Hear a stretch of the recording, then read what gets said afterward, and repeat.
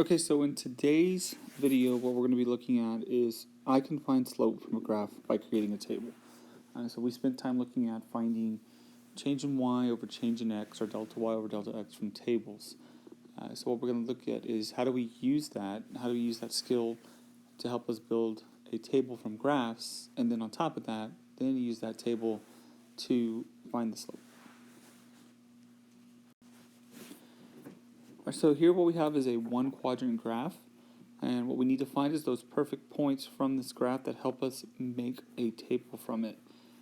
So if we look closely, our first perfect point, we do have a series of them, and the reality is we really only need two of them, but we're going to find a bunch of them. So my first perfect point I'm going to look at is right there.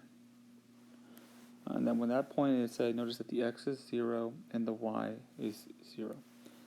The next one, you could go here, you could go here. There's lots of options here for you to find different perfect points. And so what we need to do now is just use those and build a table. So I notice that this one, x is 1, y is 60. X is 2, y is 120.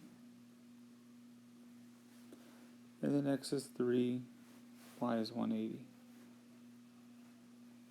So now we have our filled table. So probably what you can see here is a pattern, and we do know it's proportional because it goes through the origin, which means we do have a unit rate, right? We've spent time talking about that. And so what I see is as y increases by 60, because I'm going up, x is decreasing by 1 each time.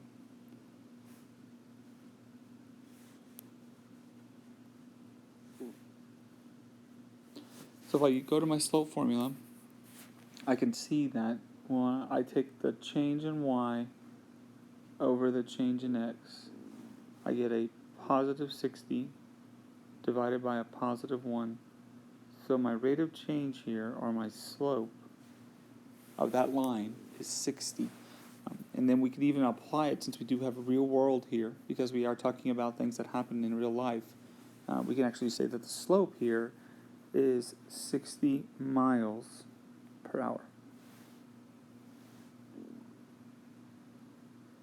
I'm going to abbreviate with MPH. So this is another way of saying like the slope of the line. And so if you really wanted to look at that, right, it's saying, we talked about slope means steepness.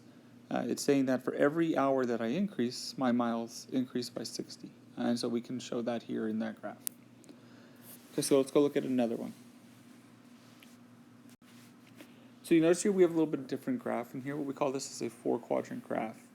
And something else people notice is that in this case, our line kind of goes in a downward direction.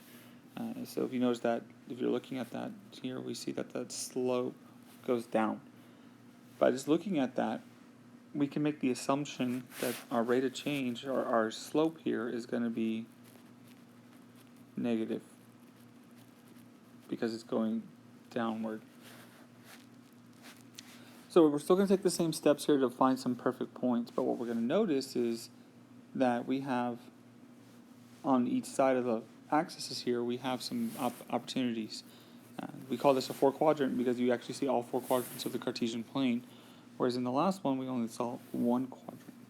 Nothing's really going to change in the steps. We're still going to make the table. We're still going to find the rate of change, or the slope, from finding delta y over delta x, but the line just looks a little different. So I'm going to put the points where I do see a point right here. And then I see another point right here. And remember, the reality is we only really need 2 of these, but we'll find as many as we can for the practice.